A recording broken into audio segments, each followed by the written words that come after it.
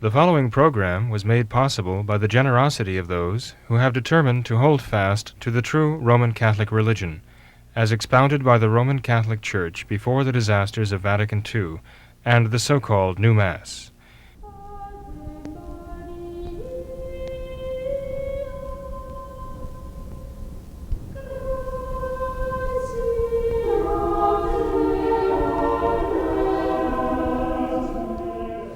Hello and welcome to What Catholics Believe. I'm your host, Thomas Nagley, and with me tonight is Father William Jenkins from the Society of St. Pius V, pastor of Immaculate Conception Church in Norwood, Ohio. Hello, Father. Hello, Tom. Tonight we would like to talk about something and someone remarkable, the St. Philomena, the wonder worker, as she has been titled by Pope Gregory XVI. And in 1802, her tomb was discovered in the catacombs of Rome. That tomb had previously been undisturbed for roughly 1,700 years, and upon its discovery, there was found 3 terracotta slabs, each entitled with the inscription Pax Tecum Philomena, or Peace be with you, Philomena. The devotion, the fame of this Saint Philomena has spread far and wide, practically overnight. And Father, my question for you is, how did all of this happen? This lowly virgin, Saint Philomena, of whose life we know practically nothing, practically overnight, devotion to her has spread over the entire world. Gregory XVI has labeled her the great wonder worker of the 19th century. She is one of the most extraordinary, one of the most popular saints in all of the 2,000-year history of the Catholic Church. How did all of this happen, Father? Well, it would have to happen by the grace of God. Truly, she is able to accomplish great things thanks to the power that God has given her, and that God has wanted to reveal her to us now, to make her known to us in our own day for reasons of his own providence. And he has given her the grace, the position to intercede for us and to obtain many favors for us. She was martyred during the reign of Diocletian, which would put her death about the year 300 or so. So it would be about 1,500 years that her body lay in the tomb. Her body actually was discovered in the catacomb of Santa Priscilla, which is not in the catacombs, of Saint Calixtus and Saint Sebastiano down south of Rome.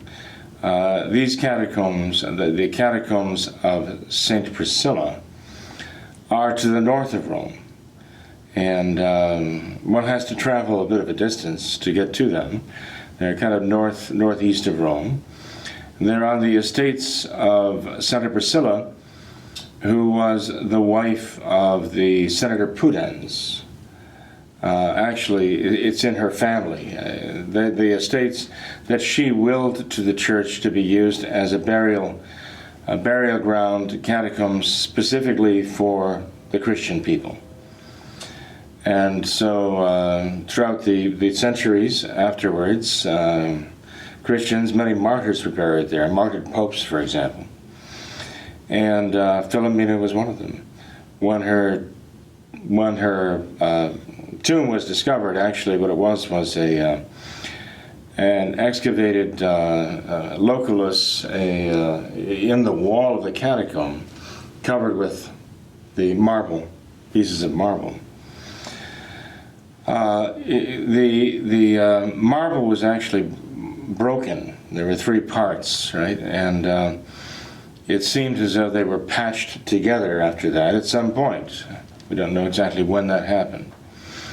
We do know for a fact, of course, that, those who know these things, the archaeologists know this about the catacombs and how things were done there, that the plaster work that was used to reassemble the slabs, the 3 pieces of the burial slab of St. Philomena, were put back in reverse order.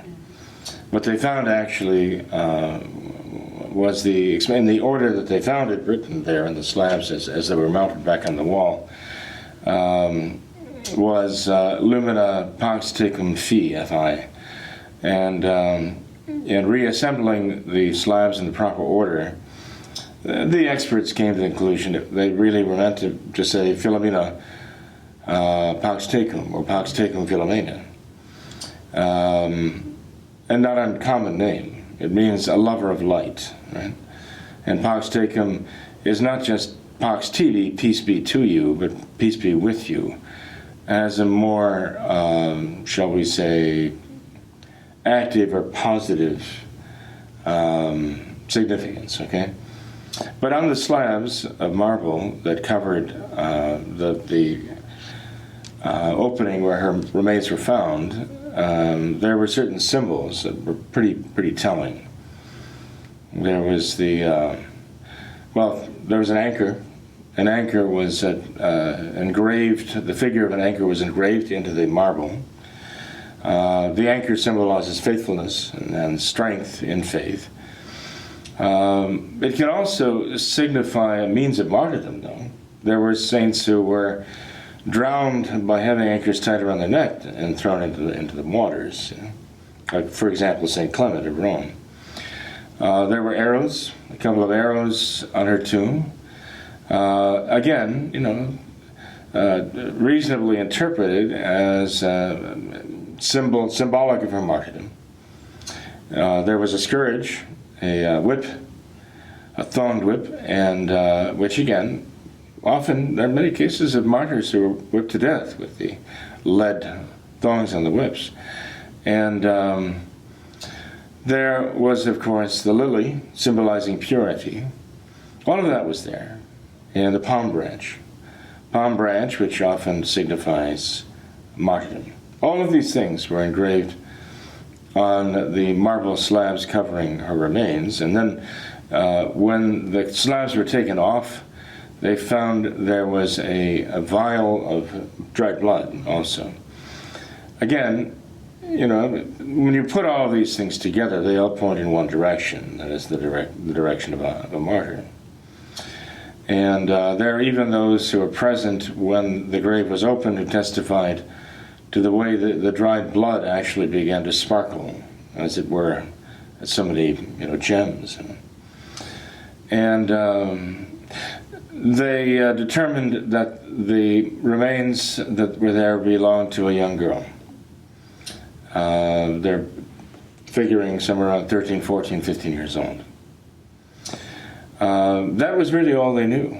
They didn't have any written accounts of her life or death or miracles at that time. It was actually with that discovery and the publication of the news that they had found these remains in the catacombs of Santa Priscilla that various good souls began to invoke her intercession in heaven. Up until then, we have no record of anyone invoking her intercession. I mean, if she was just buried as one of thousands and thousands of martyrs during the reign of Diocletian, there's no record that anyone was invoking her intercession particularly. But no sooner were her remains found than people began to invoke her intercession. There was, Pauline Jericho was a very famous received a very famous cure of an otherwise incurable disease through the intercession of St. Philomena, and became very devoted to her. The Curé of Ars, St. John Vianney, had a great devotion to her. And you might say he even adopted her as a great co-worker in his work here on earth. He appealed to her intercession. And time and time again, the miracles associated with St. John Vianney, he attributed to her. Gave her credit. In fact, he began by calling her his sister. He referred to her as his sister. And as he became older in life, he began to refer to her as his daughter. She did not age, although he did. And he always maintained a very spiritual bond with her, and she, as it were, never failed him in her intercession. St. John Vianney was not simply, shall we say, deflecting the honor, the fame of his miracles to her.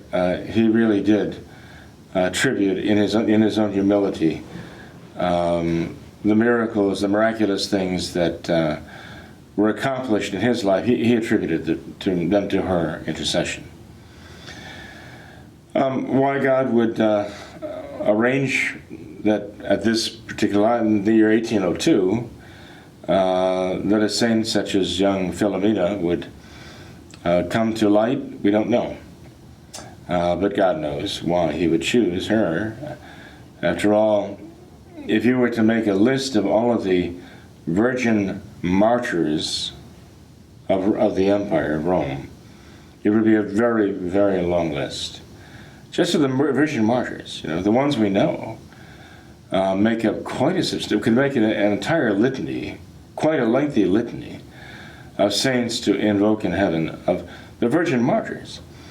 And they often belong to royal or noble families.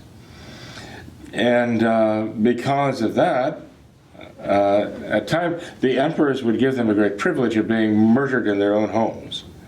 Like St. Cecilia, for example, St. Agnes, and some of the others.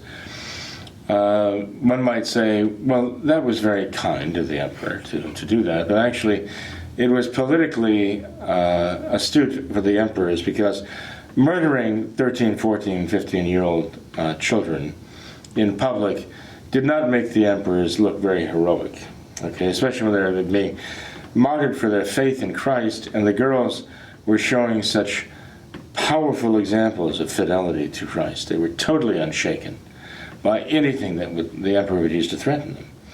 That made a wonderful impression on other people, stirred up their faith and their courage.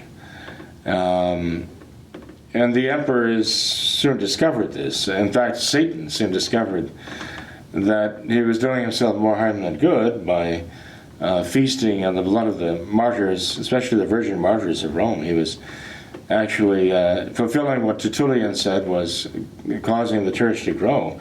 The blood of the martyrs is the seed of the church, and these virgin martyrs exemplified that. Saint Philomena among them, just one of many, many virgin martyrs. The particulars of her life even were not known. There's no record of them anywhere.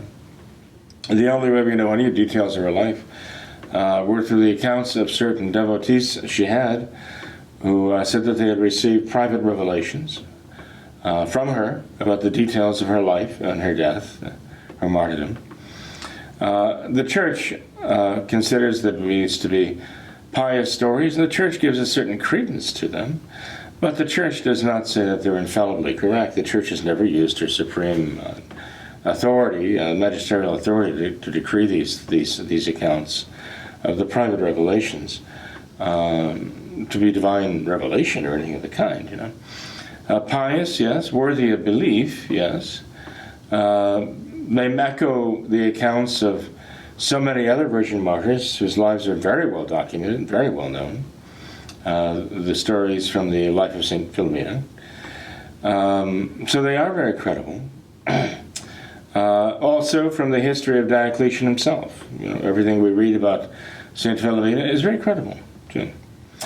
But as you know, Tom, the modernists have tried to attack the saints in many ways. And it's kind of ironic in a way, because when they first set about their liturgical changes, right? During later in the reign of Pius XII, then during John the 23rd, then during Paul VI, they were basically chipping away at the church's hagiography and just the devotion to the saints, the certitude of the saints' lives, and the very inspiring accounts of their lives, their martyrdom, and the miracles that they worked. Here they, used the pretext of bringing St. Joseph's name into the liturgy, right? They wanted to introduce St. Joseph's name into the list of saints invoked in the Mass, okay? And of course, this appeared to be very pious. People thought, well, Giuseppe Roncalli, Joseph, he wants to honor, John the 23rd wants to honor St. Joseph. And so, yes, how can we say no? How can we refuse to introduce the name of St. Joseph in the Mass? Well, the fact is, of course, this is the modernist idea, that they can change anything. For centuries and centuries and centuries, the name of St. Joseph was not entered into the Mass. It had been thought of, it had been proposed, it had never been done. Why? Because St. Joseph died before the sacrifice of our Lord on the cross, and that was considered to be the line of demarcation. He's a saint of the Old Testament, a great saint, beloved of God, saint of the Old Testament. There's a principle involved here. They wanted to break that principle. They wanted to cross that line. And they did. And so, of course, they played upon people's piety to have their way. They introduced the name of St. Joseph in the so-called canon, and in doing so, they destroyed the very idea of a canon. The very idea of the canon of the Mass, something set and fixed, and they broke that. And so all the transports of piety that they feigned as their excuse to introduce the name of St. Joseph into the canon immediately gave way. Once they set that principle, they began to change everything, and there was no canon. Now we have several different Eucharistic prayers, and even the so-called saints, no, I should put it that way, because the saints are really there. The saints that they had St. Joseph join, they put his name in with the other saints. Then, when they came with their Novus Ordo, they put them all in parentheses and said they were optional. Now you didn't have to mention them. And so the truth was beginning to come out that they were nothing but impious frauds who were wolves in sheep's clothing. And that's exactly what these change agents were, the modernists. But in the process of their changing of the liturgy, they were attacking the idea, especially the age-old saints of the Catholics believed in, very familiar with, and were very beloved. During the 1960s, especially during the 1960s, but even later too, even through the 1970s, but I'd say especially through the 1960s, Paul VI especially was dropping saints left and right from the universal calendar. St. Christopher, St. Philomena, St. Barbara, St. Catherine of Alexandria. I mean, these are great saints. Who Paul VI was just jettisoning them, throwing them out of the universal calendar of the church. And so the Catholic people who, knew their lives very well, knew the accounts of their lives, and were very inspired by the accounts of their martyrdoms and by all of the accounts of the miracles that were obtained by their intercession in heaven, all of a sudden, now, not only were these people bereft of their saints, thinking, well, wait a minute, they threw them out of heaven? How can they do that, after all this? How can they simply erase what the church has believed and the examples that the church has held up for imitation and so on, because that's what the saints are, the examples given to us by God, and intercessors in heaven.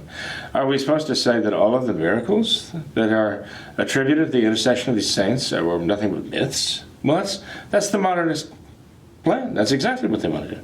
They want to undermine people's faith on the process of redefining faith to something that's totally different.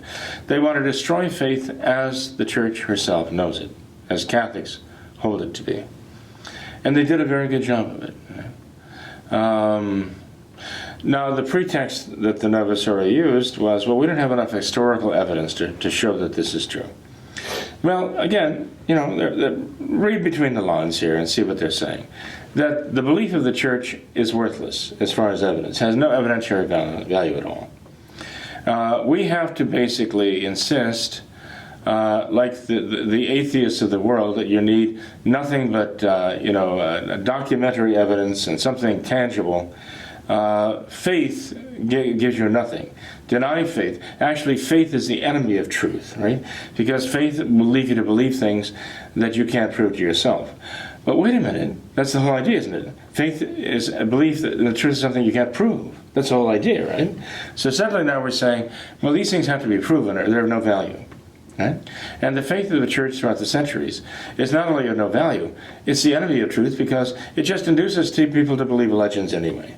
So we have to look at these things without any faith and distill down simply what we can prove to ourselves on the basis of text historical criticism of people who have no faith whatsoever. That is what we have to rely on now to decide who these people were, even if they were. You know, that's all that's left. The modernists did a great job of taking the axe, the hatchet, the sledgehammer to relief in the saints I mentioned, and so many, many others. In fact, there's talk about 200 saints of the centuries centuries of piety and belief and intercession that Paul VI simply tore out the pages of the universal calendar of the saints of the church and simply threw them away. And so you can't believe all this stuff. You know, no reason. There's no proof.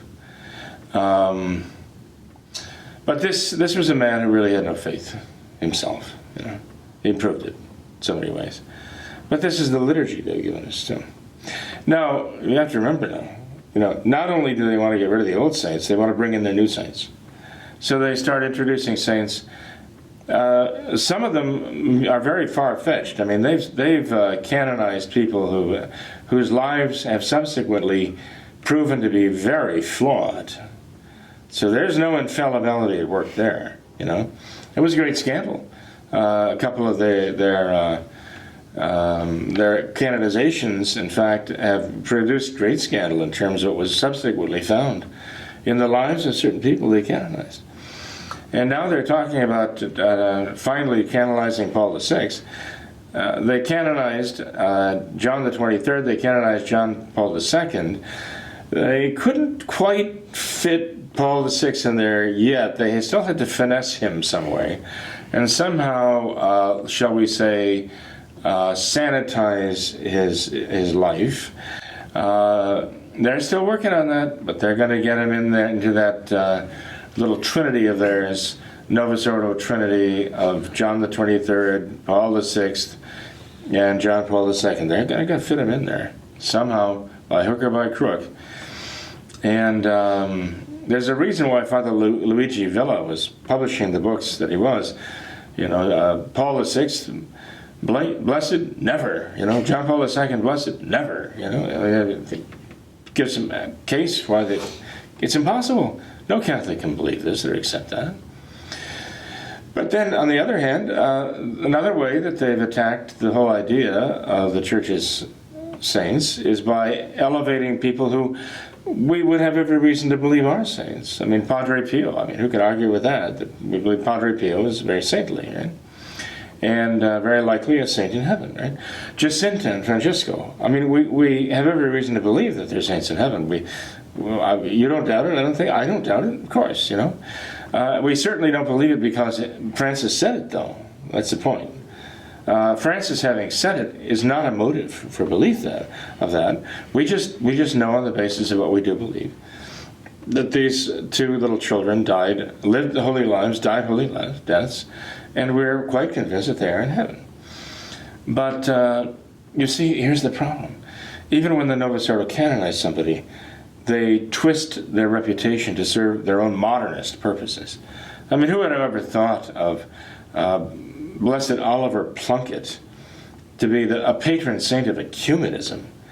A man who stood on the scaffold and was asked by the Protestants who were murdering him, who were hanging him, to join them in prayer, and he said, I will not pray with you.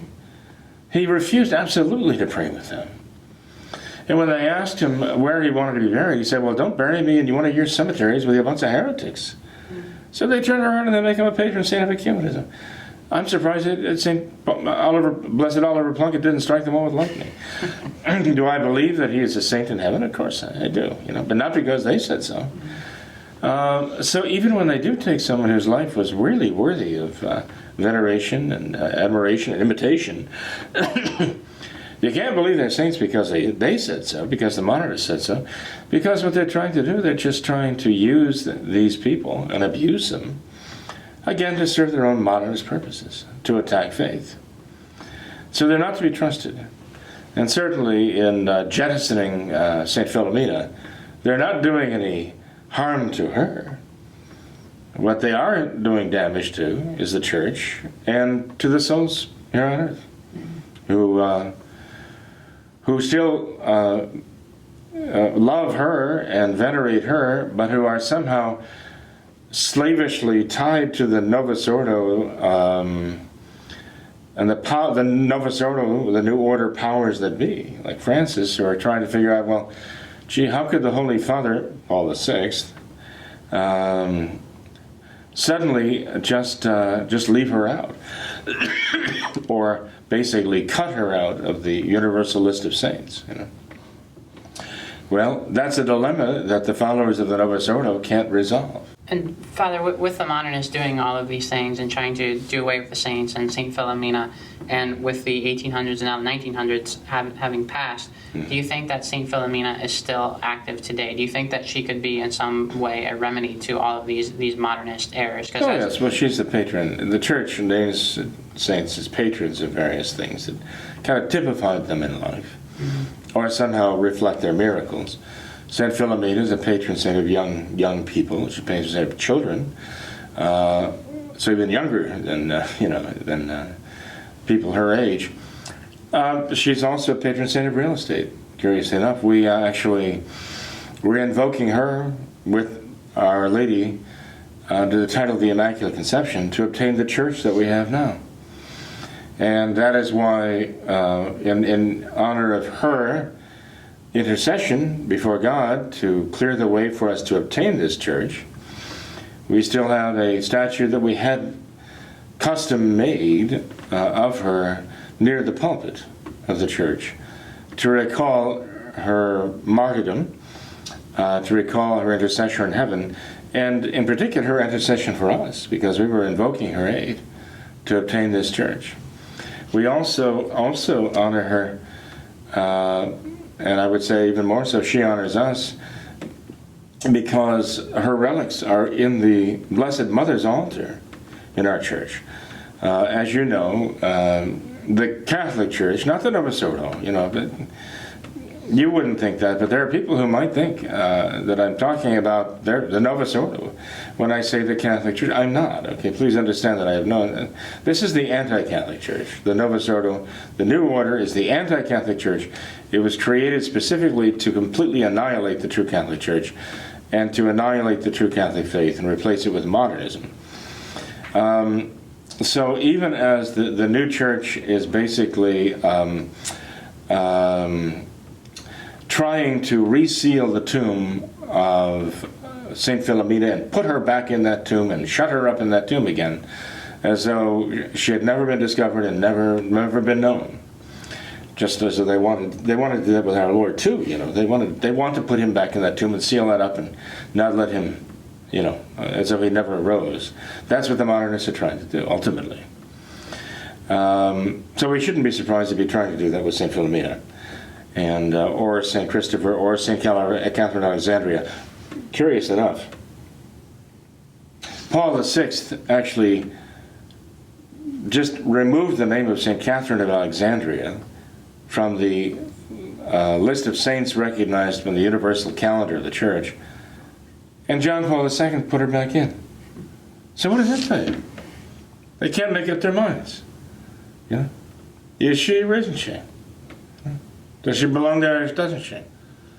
And people go along with this charade. You think, oh, well, look, now she's back in heaven again. How handy. It's nonsense, absolute nonsense, people. So anyway, but Tom, the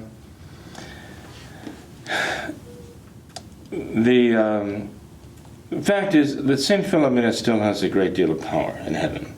There's a reason why God revealed her to us today and has made her such a powerful, saintly, spiritual companion of saints here on earth like St. John Vianney. I mean, here's a man who Satan protested one day how much he hated John Vianney. He said if there were 2 other priests, if there were just 3 priests like him in the whole world, his kingdom would be at an end, Now, Satan might be given to hyperbole, but nonetheless, I mean, that's quite an endorsement from the wrong people, but it's a very great endorsement. And here's a man who, walked, as it were, hand in hand with little Saint Philomena through life and relied on her.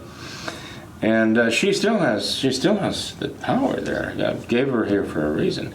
She's a lover of light. That's very important today. Well, today, where there is so much spiritual darkness. And we wanted her relics in the altar with the relics of Saint Maria Goretti, the two saints whose martyrs are in the Blessed Mother's altar at our Church of Immaculate Conception. Because Saint Philomena represented the early Virgin martyrs. Saint Maria Goretti represented the, as it were, contemporary Virgin martyrs. And they're united by their same faith, their hope, and great love for our Lord, and by the fact that they were willing to lay down their lives for our Lord, centuries apart. But the same faith, the same hope, the same love, charity motivated them, and they are sisters in heaven, truly. So their mortal remains are united there in the sepulchre, where the martyrs' remains are in the altar of Our Lady. You're familiar with altar stones, which is square pieces of marble, generally square, maybe an inch thick. They have chiseled out a little well inside where they put the martyrs' relics and then seal over them, right? And that's an altar stone. You can take it, you can put it into an altar, a wooden altar, and so on. But at Immaculate Conception, we don't have altar stones as such, because the surface, the mensa of each altar, is one solid slab of marble. And so the entire altar is the altar stone. And the relics are contained within the altars. They don't have a stone you can pull out and walk away with and put, carry off. As so many churches have with wooden altars, they drop a marble stone into the opening. So the Novus Ordo has done away with, they don't require the martyrs' relics there, as the Catholic Church always traditionally did. Now they just have a plain old mensa. I mean, when in the old days, if you had a surface where the altar was going to be, which was going to be used for the offering of Mass, you couldn't just have a mensa, a plain old table. There had to be the relics of the martyrs, which constituted an altar. Now all they've got is a mensa. It means table. That's all they've got. They don't have an altar. They don't have any altars in the Novus Ordo. All they've got is tables. Yeah. Why? Because they don't have a sacrifice. And it shows, too. Yeah. Father, could you tell us some of the ways that the faithful could honor Saint Philomena? For example, there's her cord, there's the Saint Philomena oil, there's her chaplet. Could you detail any of those for us? Well, I mean, what you just mentioned is quite adequate. I mean, there are actually dedicated prayers for those devotions to Saint Philomena, the blessing of them and the use of them, which also, again, shows the Church's endorsement. And the Church does not and cannot hold up someone to be venerated by all as a saint in heaven if it's a bald-faced lie, if it's just a total mistake. So to say there is no foundation for this is nonsense. There really is a Saint Christopher, and there really is a Saint Philomena, and there really is just having faith in that is a start of venerating them and recognizing that they are indeed saints in heaven. And we trust the Church throughout the centuries to give us that certitude. What there really is such a saint like that in heaven today, and that they are that close to us, that we can call upon them and they know instantaneously that we are referring to them, that it is they that we are calling upon. So just to actually respond to the fact that God has made them known, and to call upon them for help, that's a way of honoring them, right there. The best way of venerating the saints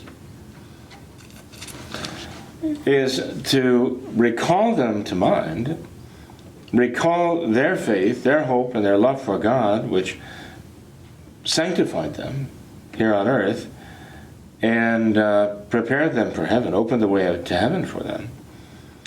To recall that, and recalling that then to learn about their virtues and to imitate them. I mean, we say that imitation is the sincerest form of flattery. And that's true. I mean, what father is not flattered when his little boy wants to be just like him, right? When a little boy wants to wear his daddy's hat, or wear dad's shoes, or, you know, just do things the way dad does. It's kind of cute when the little kid is trying to, you know, imitate his dad. He doesn't know what he's doing, but he's just imitating the movement of his dad. But sometimes it's not so cute when the little boy, you know, goes out and gets his daddy's hammer and decides, you know, he's going to drive a nail into something because he saw daddy doing it. But, you know, the fact is that a child does that. He wants to be like his daddy. And the same with ourselves. I mean, when we have people we want to be like, that is our way of saying we see something in them that we consider to be noble and worthy of imitation, and we want to have that quality that we see in them. So we're actually flattering them, well, not flattering them, because that has a note of like insincerity. So imitation is the sincerest form of flattery, though, meaning that here we have sincere flattery, okay? That there really is an admiration there. And we want to follow them, we want to be like them, we want to unite ourselves with them in this way. That's the first way we can honor the saints. Follow their example. How would you honor Saint Philomena? Well, in that way you could honor her by purity of heart, asking her, like with the Saint Philomena court, grant me, please, Saint Philomena, obtain for me the grace of purity of heart. Someone who's desperately struggling with the vice of lustfulness and purity could actually kind of adopt her as a patroness in heaven, wear the St. Philomena cord as a sign of that dedication and that confidence, and gain tremendous graces from that. Again, purity of heart is something that our Lord has told us is necessary to ever enter heaven. Mm-hmm. You know, so what could be a more important grace to insist on than that? That you have to take heaven by storm and demand the grace of purity of heart and never give up. Saint Philomena would be a great patroness for that. So first of all, as I say, learning about their lives, trying to imitate their virtues, but then invoking their help too. All of that goes into venerating the saints. Is it possible to do that to St. Philomena? Yes. I'd say even more so, since the Novus Ordo has singled her out to try to use and abuse her as an object of their scorn. All the more so why those who turn to her with love and confidence can expect that she will help them. And Father, for specific prayers to St. Philomena, I don't think we could do better than recommend Father Paul O'Sullivan's book on St. Philomena. Or even just for learning more about her life, there are a whole chapter dedicated to specific prayers for St. Philomena. But sure. I think this was a wonderful book too, just because it details some of her life of the revelations, or not the revelations, but the times that she talked to the other, I believe it was 3 different accounts of her life that she gave that all coincided. They give those in the book. They detail countless miracles that she has worked, and it's really, I found really well, you're right. Fascinating book. The stories do coincide. So there are not so much 3 different accounts as they are the same account giving at 3 different times. A little more information, but they all do blend. They harmonize perfectly, and they give us a 3-dimensional picture of her life that she gave in these 3 different revelations, as it were, private revelations that she gave.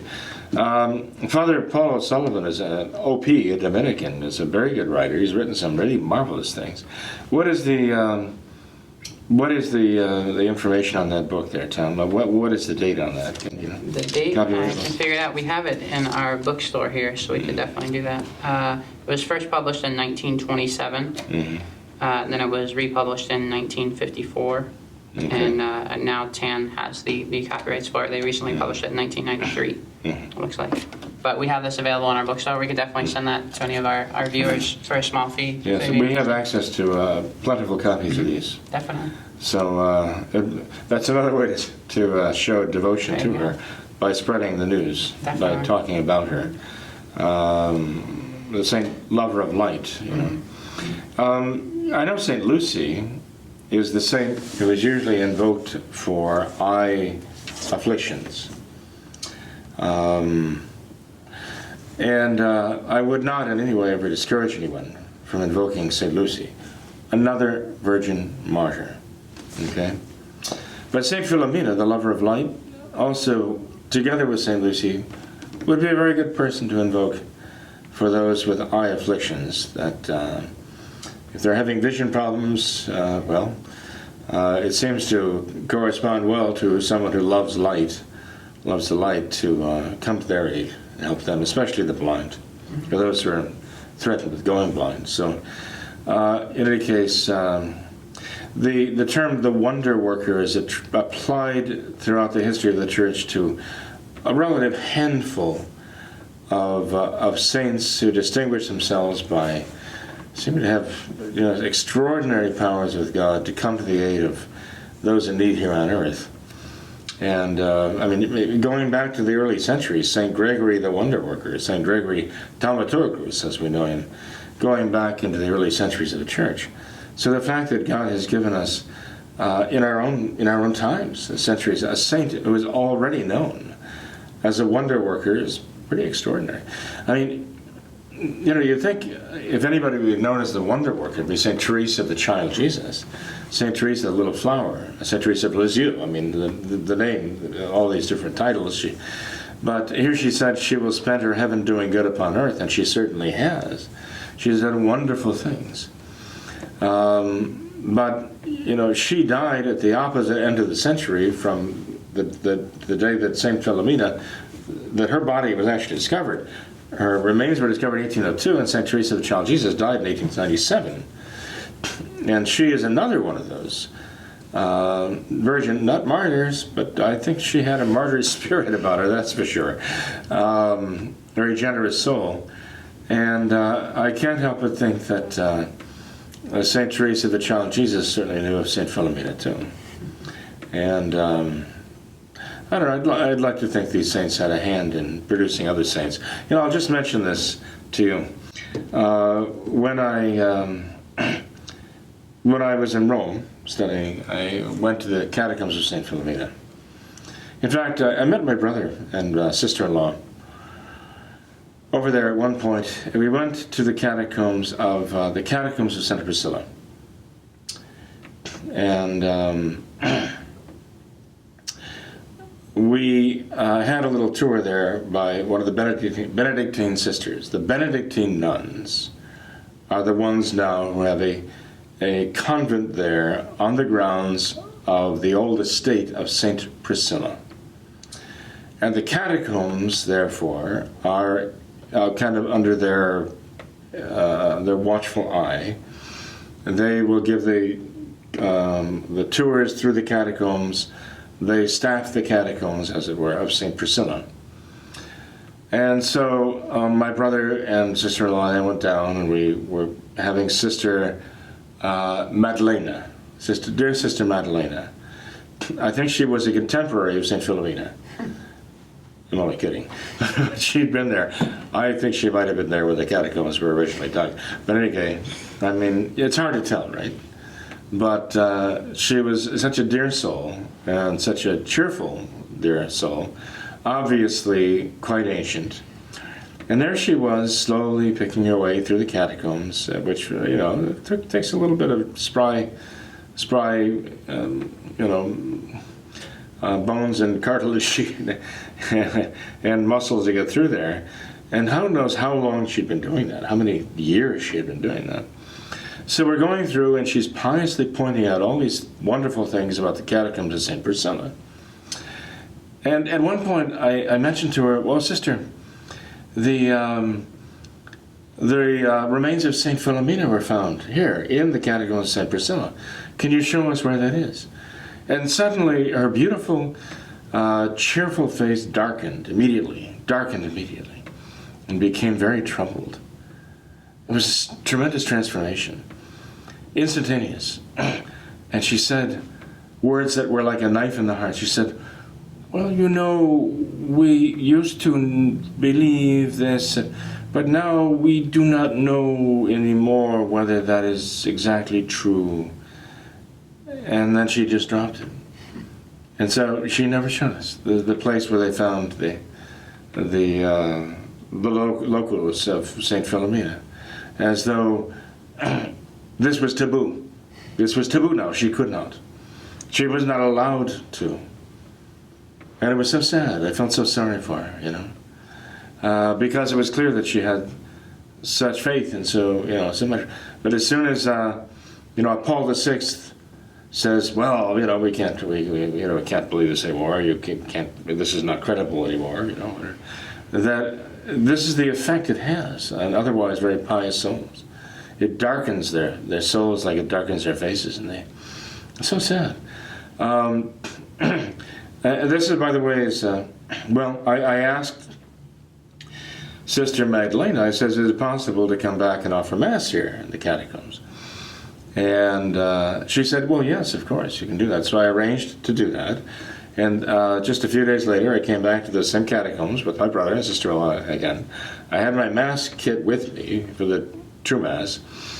And this Sister Beatrice now showed us down into the catacombs. And I was quite surprised because she took us, you go to the catacombs of St. Calixtus, and they're pretty sanitized in the sense that, these very tall galleries, these very tall hallways with the niches in the wall, now open and empty, like bunk beds almost, in stone on either side of you. You have in St. Calixtus 50 miles of catacomb on 5 different levels, going down farther and farther into the earth.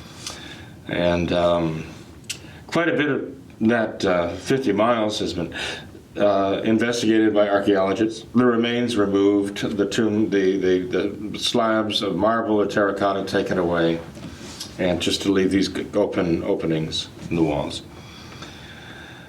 And the light is there, but these seem very clean and, as I say, almost spick and span compared to catacombs such as St. Sebastiano or San Domitilla, for example. There you're getting at catacombs that are very confining. If you have claustrophobia, you got to be careful. We actually had someone, a very fine gentleman who did have claustrophobia. He was afraid to go down to the catacombs with us. He didn't know how it would affect him. At the time, I didn't understand. Now I do understand why he was afraid of how it would affect him. But he made it through okay. But it was difficult. He had to maintain a lot of self-control down there because it's that tight and it's that dark. You have a dim bulb every so many feet, and otherwise you have the rough rock walls, and very far cry from St. Calixtus. San Sebastiano, you're rising and falling and turning, and you really get a very, very intense idea of what the catacombs were like. St. Domitilla, even more so. We will always, when I go there with the students, I try to make sure they visit San Sebastiano and San Domitilla, because I think those are so emblematic, as it were, representative of the real catacomb experience. Only a couple of times have we gotten to the north, to the catacombs of St. Priscilla, where the remains of St. Philomena were found. And that is very special too. Every catacomb has a character of its own. There are certain things that are unique to each one of these catacombs. In the catacombs of St. Priscilla, you find marvelous frescoes dating back, almost 2,000 years. and records of the faith in the walls, because they were Christian catacombs. You know, some were mixed. That was a Christian catacomb. You find beautiful representations of the faith in art in those catacombs of St. Priscilla. But anyway, to get back to the story here, the fact is, Sister Beatrice took us down into the catacombs of St. Priscilla, and she took us into an area that was very much like I described, kind of close and, you know, dimly lit, and you follow, you know, a little path winding through the catacombs. And she took us to a place where it opened up, and there was like a little chapel, underground chapel with a marble slab there, raised from the floor, and it had been there for many years, long before the Novus Ordo came out. And relics of the saints, the martyrs, were there in it. So it was a real altar. And she left us there. The three of us, she just left. She said, I will come back in about an hour. Now, you know, you have miles of catacombs. Not all of them have even been explored yet. Not all of them are lit, you know. And beyond those dim lights, I mean, it's dark as anything. I mean, it's absolute darkness, you know. They've actually had in the past teenagers, boys, of course, you know, decided it would be an adventure to try to break ranks from the tour and break in, you know, not at St. Philomena, but to go into that part. They had to be rescued. They were just completely engulfed in darkness down there. I mean, that must have been rather terrifying. At least I hope it was terrifying enough to drive some sense into them. But regardless, I mean, but she just left us down there. I thought, well, this is perfect. You know? So I opened up the basket, set everything up, and offered Mass down there. And when I finished Mass, I was putting everything back in the basket, and Sister Beatrice reappeared. And she was standing there, kind of just silently observing me, putting everything back in my basket. And she realized I didn't use the things that were brought down there. I used everything that I had myself. And I could see the wheels were turning, you know. So she said, this is really peculiar even to remember this now after all these years. She said, what's this? What is, oh no, she came during the last gospel, the Latin last gospel. She said, what is this strange ceremony? I thought, oh my goodness, you know. Now, Sister Beatrice might have been from the generation after Sister Madalena, but she still would easily remember the traditional Latin Mass. So I said, well, it's the Mass. She said, oh, the Mass, it's the Mass. So she just stood there and like staring. And they said, well, it's the traditional Mass. I said, it's the Latin Mass.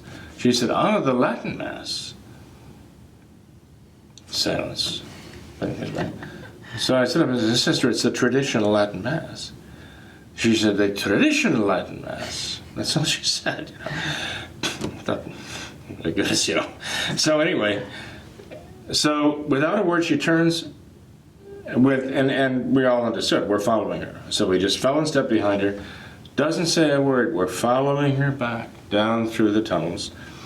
And we finally get to the great stairway that leads up, you know, because these are down underground. You do have to run some stairs to get up to ground level again. Doesn't say a single word the whole way. Meanwhile, I'm thinking, oh my goodness, she silently figured the Carbonari are going to be up there waiting for us, or, you know, the Polizia, Rome are going to be waiting for us, or at least the Benedictine, equivalent of, you know, the secret police or somebody are going to be waiting for us. So we get up top, and Sister Beatrice finally breaks her silence, okay? We're out in the garden, we're out in the courtyard there, the cloister. My brother's there, my sister-in-law's there, and Sister Beatrice says, we're thanking her, and she says, you pray very much, don't you? She says that to me. I figure, well, I mean, who prays enough? You know, I didn't say that. I said, well, I didn't answer her.